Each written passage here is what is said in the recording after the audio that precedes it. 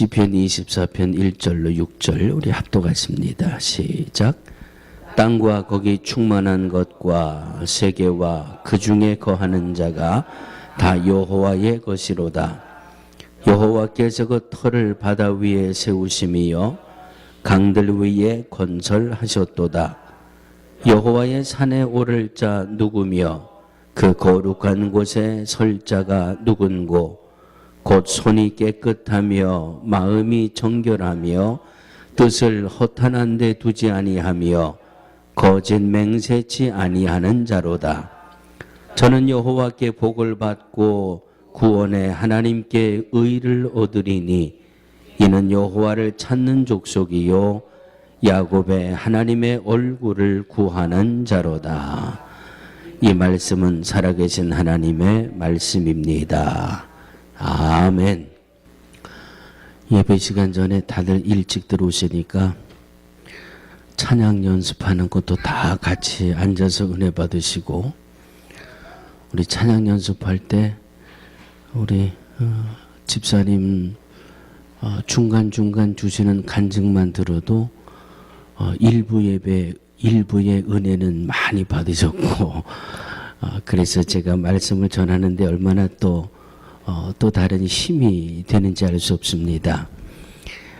그냥 시간에 쫓겨서 허덕허덕하게 예배 시작하지 않고, 그래도 찬양 연습하는 동안 강단에 엎드려서 하나님 오늘도 예배와 함께 해 주옵소서 기도하고 묵상하고 예배를 시작하니까 저도 은혜가 되고 우리 모두에게 예배 때마다 큰 은혜가 될 줄로 믿습니다. 오늘 주시는 1절, 2절은 하나님은 이런 분이시다라고 말씀해 주고 있는 것 같아요. 하나님은 땅과 거기 충만한 것과 세계와 그 중에 거하는 자가 다 여호와의 것이로다. 여호와께서 그 터를 바다 위에 세우시며 강들 위에 건설하셨도다. 지금도 살아계시고 역사하시는 하나님이 오늘 1절, 2절 말씀을 보면 우리들이 살아가고 있는 이 땅의 모든 것이 내 것이라 그렇게 말씀하고 있습니다. 믿으시면 아멘. 하나님의 말씀이니까 아멘을 하시는 게 우리에게 참 유익되겠죠. 이 땅의 모든 것이 내 것인데, 그런데 창세기 1장 28절에 보면 하나님이 하나님의 형상을 따라 사람을 만드시고 흙으로 빚어 사람의 형상을 만드시고 코에 생기를 불어넣으셔서 사람이 되게 하시고, 그 다음 28절에 저를 한번 따라해 주시기 바랍니다. 하나님이 그들에게 복을 주시며. 자, 그러면 1절, 2절하고 창세기 1장 28절하고 연결을 줘볼까요? 이 우리들이 살고 있는 이 땅의 모든 것이 내 것이라고 하는 하나님이 저와 여러분들을 향해서 뭘 주시겠다? 복을 주시며, 그들에게 복을 주시며 이르시되. 자, 그러면 이제 하나 궁금증이 생기죠. 이 땅의 모든 것을 소유하고 계신 하나님이 복을 주시겠다고 그러셨는데, 그러면 이 땅의 모든 사람이 그 복을 받을 자격은 있는 거예요. 그렇죠? 이 복을 받을 자격이 있는데 그 다음 단계가 필요한 거예요. 그 작업을 현실로 만들어야 될 거 아니에요. 하나님이 복을 주시며 했으니까 그 복을 내 것으로 받아 누리는 현실의 복이 있어야 되잖아요. 그러면 과연 이 모든 것을 가지고 계신 하나님이 복을 주신다고 그랬는데 누가 이 복을 누릴 수 있는가? 여기에 대해서는 오늘 3절입니다. 여호와의 산에 오를 자 누구며 그 거룩한 곳에 설 자가 누군고. 하나님을 만날 수 있는 자가 하나님을 만나고 하나님과 교제하고 거룩한 산에 거해서 하나님과 교제하고 하나님 나 이거 필요하니까 주세요 하고 하나님을 만나고 하나님과 교제하는 자가 이 복을 받아 누릴 수 있다라고 하는 말씀인데, 그러면 하나님을 만나고 교제할 수 있는 사람은 과연 누군가의 대답도 오늘 4절 말씀해 주고 있습니다. 우리 4절 말씀을 한번 다시 합독해 보시겠습니다. 시작. 마음이 청결하며 뜻을 허탄한 데 두지 아니하며 거짓 맹세치 아니하는 자로다. 아멘.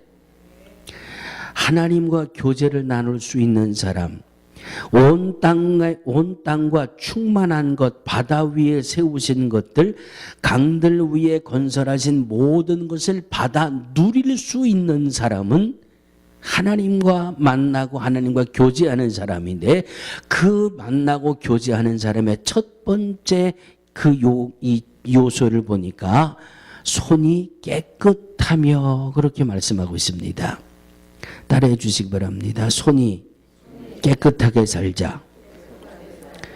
손이 깨끗하다는 말은 행실을 바르게 하자, 그런 말씀으로 해석이 되어집니다.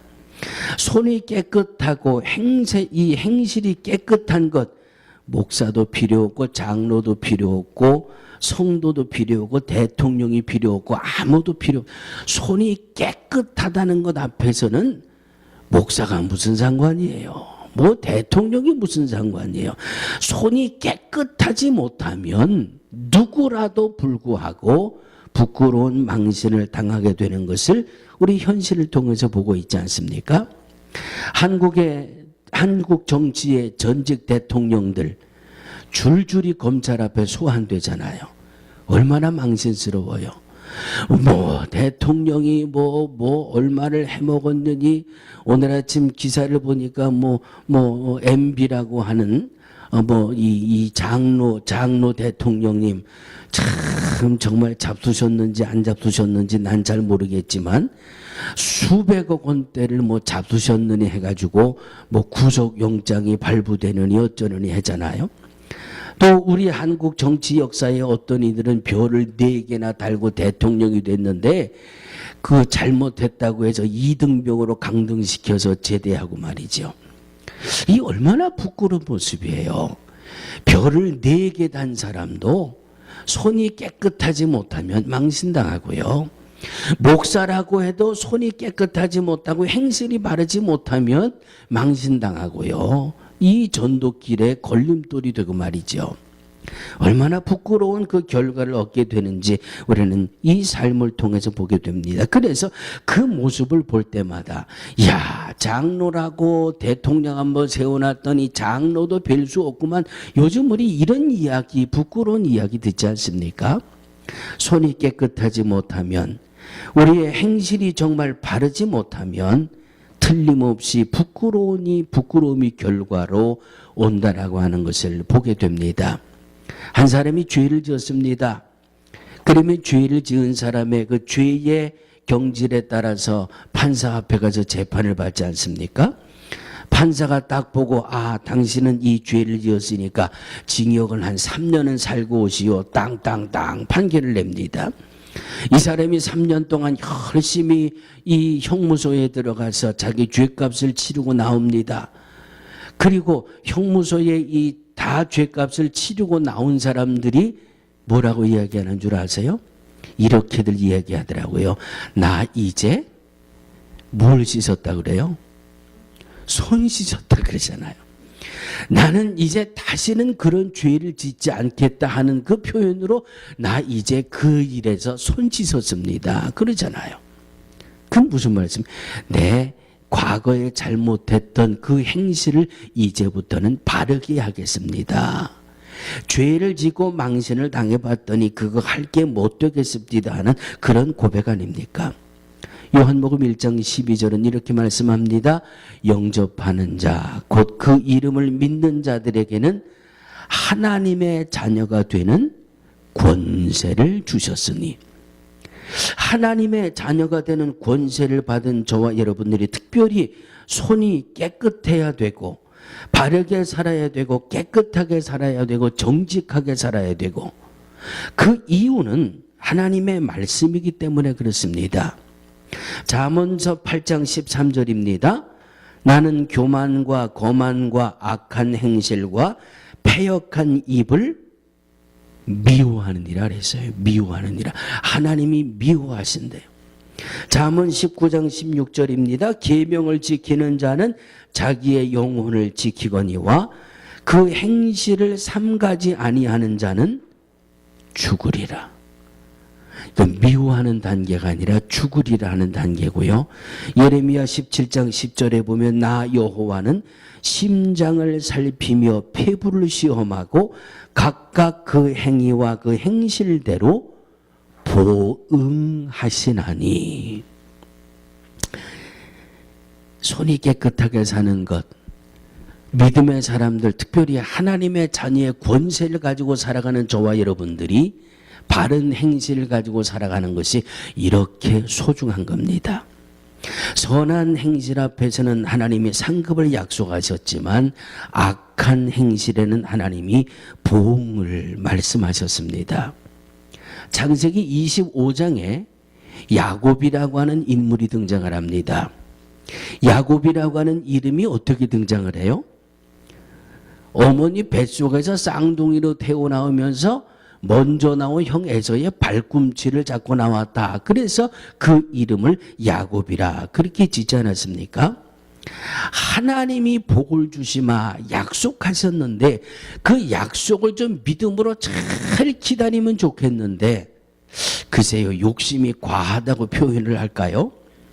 그냥 어떻게 해서라도 그냥 형의 발꿈치를 잡고 나왔기 때문에 장자가 누리는 복을 이게 나도 받을 수 있었는데 가능한지 가능하지 않는지 모르겠습니다만 엄마 뱃속에서 나올 때 이 발뒤꿈치를 확 잡아당겨가지고 형을 제쳐놓고 내가 먼저 나왔으면 장자의 복을 내가 받았을 텐데 너무 그거를 사모한 것까지는 좋았는데 그것을 하나님의 복을 장자의 복을 내 것으로 가져야 되겠다라고 하는 인간적인 수단이 동원되지 않습니까?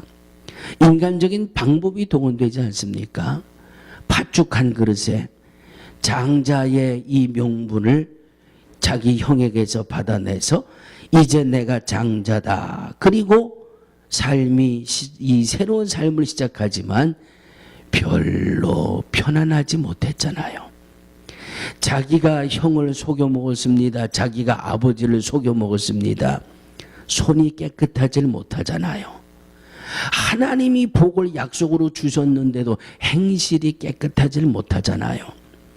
그냥 형 속여 먹고 아버지 속여 먹고 외삼촌 라반의 집에까지 도망가서 살아야 되는 그 삶이 됐는데 이제는 이 내가 속임을 했던 내 아버지 집에서 외삼촌 집에까지 도망을 왔기 때문에 이제 자기는 새로운 삶이 시작되리라고 생각을 했습니다. 그러나 웬걸 하나님은 보응하신다고 그랬잖아요. 하나님은 악한 행실에 보응하신다고 예레미야 17장에 말씀하신 것처럼 자기가 이제 외삼촌의 집에서 새롭게 삶을 살 줄 알았는데 외삼촌에게 딸이 둘이 있었죠. 첫째 딸이 레아, 둘째 딸이 라헬. 야곱이 이 둘째 딸 중에 누구를 사랑했어요? 동생 라헬을 사랑했어요. 그래서 더 깊은 건 알고 싶으신 분은 나중에 말씀하세요. 이 시대만 해도 이스라엘 민족들은 자기 이 부족 한 민족에 사니까 가족끼리 혼인을 하고 그런 역사잖아요. 외삼촌에게 두 딸 중에 동생을 사랑해서 외삼촌에게 내가 이 라헬과 결혼을 하기 원합니다. 그랬더니 외삼촌이 뭐라 그래요? 그러면 7년 동안만 봉사를 해라. 그래서 이 라헬을 자기 아내로 얻기 위해 7년 동안 밤인지 낮인지 구분하지 않고 그냥 열심히 일했잖아요. 그래서 결국은 7년 지난 다음에 첫날 밤을 치르게 됩니다. 자기가 그토록 사랑했던 라헬과 첫날 밤을 치르고 아침에 눈을 떠보니까 누가 있어요? 이게 얼마나 기가 막혔을까요? 예? 7년 세월을 속임을 당한 거예요. 자기는 틀림없이 라헬을 아내로 얻은 줄 알았는데 첫날 밤을 치르고 아침에 보니까 언니 레아가 들어누워 있으니 이거 얼마나 기가 막혀요. 외삼촌을 쫓아가서 왜 나를 속였습니까? 자기가 예전에 거짓말해서 아버지 속여먹은 거는 생각도 못하고 외삼촌에게 따지지 않습니까? 왜 내게 거짓말을 하고 나를 속이셨습니까? 야, 우리 집에는 동생이 언니보다 먼저 시집가는 그런 예가 없어. 그러면 너 7일만 더 봉사해. 그러면 라헬도 내가 너한테 줄게. 그래서 이 외삼촌에게 속임을 당했어요. 그것뿐만 아니에요. 성경을 보면 약 10번 가까이 외삼촌에게 분깃을 속임을 당했습니다. 이거 하면 이거 줄게, 저거 하면 저거 줄게 했는데 번번이 속임을 당했어요. 에이, 안 되겠다. 하나님 이제는 살 만큼 살았으니까 이제 외삼촌 집을 떠나서 내 집으로 가겠습니다 해서 자기 재산을 다 가지고 돌아왔습니다. 이걸로 끝난 줄 알았어요. 그런데 야곱에게 주시는 하나님의 보응은 그것으로 끝이 아니더라고요. 야곱에게는 아들이 몇이 있었죠? 아들이 12이 있었어요.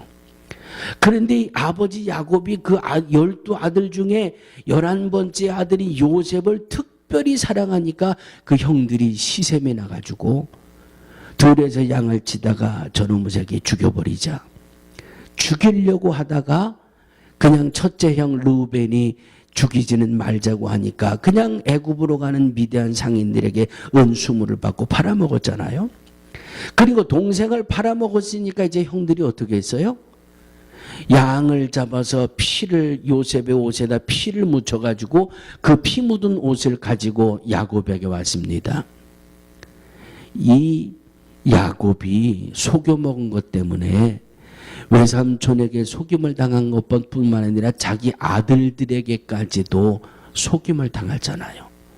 이거 얼마나 부끄러운 모습이에요. 디모데후서 2장 20절 21절 이렇게 말씀합니다. 큰 집에는 금과 은의 그릇이 있을 뿐 아니요 나무와 질그릇도 있어 귀히 쓰는 것도 있고 천히 쓰는 것도 있나니 그러므로 누구든지 이런 것에서 자기를 깨끗게 하면 금으로 만들었던 은으로 만들었던 나무로 만들었던 흙으로 만들었던 그거 개의치 말고 자기를 깨끗하게 하면 귀히 쓰는 그릇이 되어 거룩하고 주인의 쓰심에 합당하며 모든 선한 일에 예비함이 되밀어라. 사랑하는 성도들이요, 오늘부터 이제 우리들은 사순절의 4번째 주간을 시작하게 됩니다. 지난 주일날은 제가 목회단상을 통해서 한 중국집에 그 주인의 아내가 어렵고 힘들고 가난하게 사는 아이들을 바라보면서 상처 입지 않도록 배려했던 그 모습을 목회단상에 글로 써드리면서 마지막 줄에 우리 사순절의 3번째 주간 배려하며 삽시다 이렇게 말씀을 드렸습니다. 이제 오늘부터는 4번째 주간을 살아가게 됩니다. 이번 한 주간 동안 손을 깨끗하게 하는 삶, 나의 행실을 깨끗하게 하는 삶, 정직하게 하는 삶, 진실하게 하는 삶, 그래서 하나님 앞에 크게 쓰임받고 잘했다 칭찬받을 수 있는 우리 모두가 되어지기를 주의 이름으로 축원합니다. 손이 깨끗한 자가 하나님의 복을 받아 누린다고 말씀합니다. 두 번째는 마음이 청결한 사람입니다. 마음이 청결한 사람, 마태복음 5장 8절 암송하시려면 시작. 마음이 청결한 자는 복이 있나니 저희가 하나님을 볼 것이요. 마음이 청결하고 마음이 깨끗하면 이 깨끗한 마음의 눈으로 하나님을 볼 수 있는 이 복을 받아 누린다라고 팔복은 말씀하고 있습니다. 마음이 청결하고 마음이 깨끗하고 그러면 어떻게 하면 내 마음이 깨끗함을 받을 수 있을까? 어떻게 하면 나도 저 마음이 청결한 자가 될 수 있을까? 한참 말씀을 묵상했습니다. 어떻게 하면 마음이 청결해질 수 있을까? 예수님의 보혈로 회개받으면 청결해질 수 있을까? 근데 그것 가지고는 만족이 오질 않아요. 그래서 말씀을 묵상하다 보니까 문득 빌립보서 2장 말씀을 주시더라고요. 빌립보서 2장은 이렇게 말씀합니다. 너희 안에 이 마음을 품으라. 너희 안에 이 마음을 품으라. 곧 그리스도 예수의 마음이니. 할렐루야. 마음이 청결하다고 하는 것은 이 안에, 내 마음 안에, 내 가슴 안에 그리스도 예수로 가득 채우라고 하는 말씀이 마음이 청결한 말씀의 모습인 줄로 믿습니다. 예수님의 마음을 품으라. 그리스도 예수의 마음을 품으라. 그러면 그리스도 예수의 마음은 무엇일까? 바로 마태복음 22장 37절로 39절 마음을 다하고 목숨을 다하여 뜻을 다하여 주 너의 하나님을 사랑하라 하셨으니 이것이 크고 제일 되는 첫째 계명이요 또 둘째는 이와 같으니 내 이웃을 내 몸처럼. 할렐루야. 할렐루야. 우리의 마음에 예수님의 마음을 담으라고 했는데 예수님의 마음은 마태복음 22장을 보니까 사랑이더라고요. 어떤 사랑? 용서하는 사랑. 다 사람들이 돌을 던지고 저 여인 못됐다, 저 여인 잘못했다, 현장에다 가늠하다 붙들렸으니까 저를 돌로 쳐 죽여야 된다 할 때 예수님이 땅에 뭐라고 글을 쓰셨습니까? 뭐라고 글을 쓰셨어요? 너희 중에 죄 없는 자가 먼저 돌로 쳐라. 나도 저를 정죄하지 않겠다고 하시는 주님의 말씀이 사랑의 말씀입니다. 아버지요, 할 수 있거든 이 잔을 내게서 지나가게 하옵소서. 그러나 내 원대로 마옵시고 아버지의 원대로 되기를 원하나이다. 하나님의 뜻에 순종하는 것이 예수님의 사랑이었어요. 죄인을 정죄하고 죄인을 판단하고 죄인에게 돌을 던지는 것이 아니라 그 죄인을 마음에 품고 용서하는 사랑이 예수님이 가지고 있었던 사랑입니다. 내 원수를 사랑하고 핍박하는 자를 위해 기도하라고 하셨던 것이 예수님의 사랑입니다. 이 사랑을 우리의 마음에 품고 살 때에 모든 것을 내 것이라고 하는 이 하나님이 주시는 복을 우리가 받아 누리게 될 줄로 믿습니다. 마음이 청결한 삶, 예수님의 마음처럼 용서하고 사랑하면서 살아갈 수 있는 저와 여러분 되어지기를 주의 이름으로 축원합니다. 손이 깨끗하고 마음이 청결하고 세 번째는 뭐라고 말씀합니까? 뜻을 허탄한 데 두지 말아라. 뜻을 허탄한 데 두지 말아라. 목사님들 중에 선배 목사님들 중에 가끔 제게 이런 농담을 하는 목사님 계세요. 안 목사님, 내가 이번에 복권 맞으면 능력교회 교회 지어줄게. 그 틀림없이 농담이잖아요. 농담인데 마음이 좋아요, 안 좋아요? 마음이 좋아요. 그리고 은근히 기대가 돼요. 기다려져요. 그리고 나서 주일이 지나면 그 복권 이 발표 날짜가 지나면 아이고 저 목사님이 복권에 당첨됐나 안 당첨됐나 하면 그 목사님 말씀하세요. 복권을 사야 맞지. 그러시다. 그건 농담을 하는데도 괜히 기분이 좋아요. 그런데 허탄한 데 뜻을 둔다는 것은 이 농담을 현실처럼 가지고 살아가는 것을 말씀하고 있습니다. 여러분 이 복권 하는 사람들은요. 복권 발표가 나는 그 발표에 상당히 예민해요. 얼마짜리 복권인데 어느 주에서 당첨자가 나왔냐. 뭐 어느 주 중에서도 어느 시티에서 뭐 복권 당첨이 나왔나. 그래서 뭐 이 복권 당첨된 복권을 파는 그 가게도 뭐 배당금이 난다면서요. 언제 우리 저 브롱스에 있는 어디죠? 수지 다음으로 바뀐대. 뭐 하여튼 있어요. 뭐 거기서도 뭐 몇만 불짜리 복권이 맞았는지 현수막을 크게 거기다 써붙였더라고요. 얼마짜리 복권 맞은 가게. 그런데 우리 식구들은 잘 별로 관심이 없어서 그러신 것 같아요. 가끔 기사를 보면은요, 내가 그동안 복권 살라고 쓴 돈만 해도 몇십만 불이 넘어갑니다. 이러는 사람이 있고요. 뭐 저 조지아주에서 1등이 나왔습니다. 그러면 그 주간에 꼭 조지아에 가서 어느 가게에서 1등이 나왔는지를 찾아서 거기 가서 또 복권을 사는 사람이 있어요. 이게 허탄한데 뜻을 두는 삶이에요. 그런데 하나님은 이렇게 말씀합니다. 시편 126편 5절 6절입니다. 눈물을 흘리며 씨를 뿌리는 자는 기쁨으로 거두리로다. 울며 씨를 뿌리러 나가는 자는 기쁨으로 그 단을 가지고 돌아오리로다. 할렐루야. 하나님은 심은 대로 거두게 하시는 분이에요. 분명한 약속은 누가복음 8장 38절에 후히 되어 누르고 흔들어 넘치도록 하여 채우시는 분이 하나님이에요.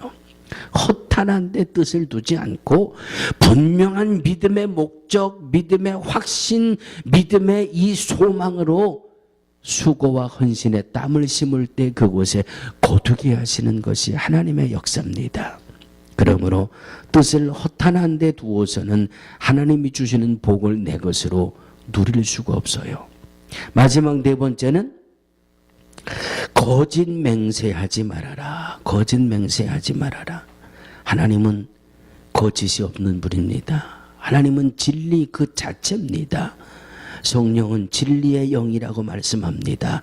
하나님이 거짓이 없고 진실하신 분이기 때문에 하나님의 자녀가 된 저와 여러분도 거짓 맹세가 없는 진실한 삶을 살아야 할 줄로 믿습니다.